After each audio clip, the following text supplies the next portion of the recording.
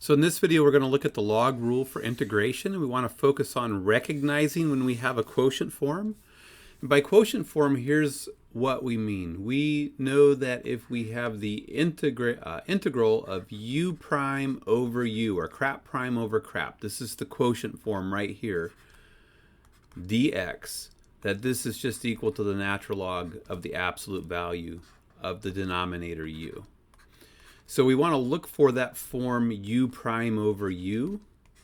And if we do that, if we see that we have the form u prime over u, we could always do a substitution to solve the problem, but we can get things usually a little bit more directly. So here, for example, we have the integral of 2x plus 3 over x squared plus 3x dx.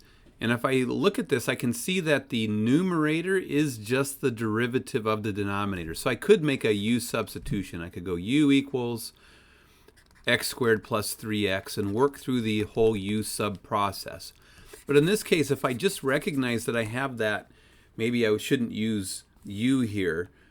If I have that crap prime over crap form, then the antiderivative is just going to be the natural log of the absolute value of the crap in the denominator. So here I notice that the numerator is the derivative of the denominator, so the antiderivative is easy. It's just the natural log of the absolute value of the denominator plus a constant of integration.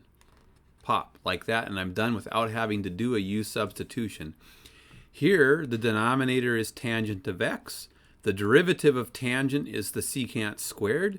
So the derivative of the denominator is in the numerator. I have a crap prime over crap form. So the antiderivative of this thing, antiderivative of the secant squared of x over the tangent of x dx is just going to be equal to the natural log of the absolute value of the denominator, because the numerator is the derivative of the denominator. So add on my constant of integration. And this will even work if the numerator differs only from the denominator by a constant. So if I look at this, I see that the numerator is an x and the denominator is an x squared. So the derivative of x squared is 2x. And 2x isn't what I have in the numerator, but I could put a 2 in the numerator and have a 2x there, but I would have to multiply the integral by a half to do it. A half of 2 is 1.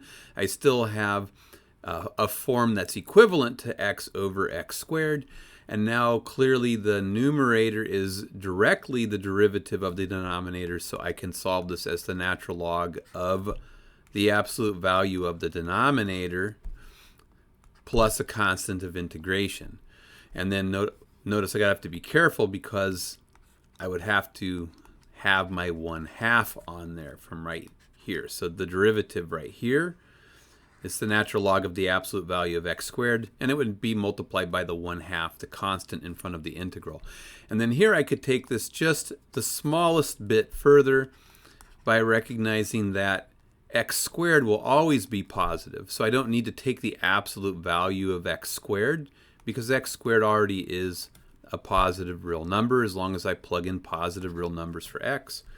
So I get 1/2 natural log of x squared plus c. So that's how to integrate by recognizing that you have a quotient form.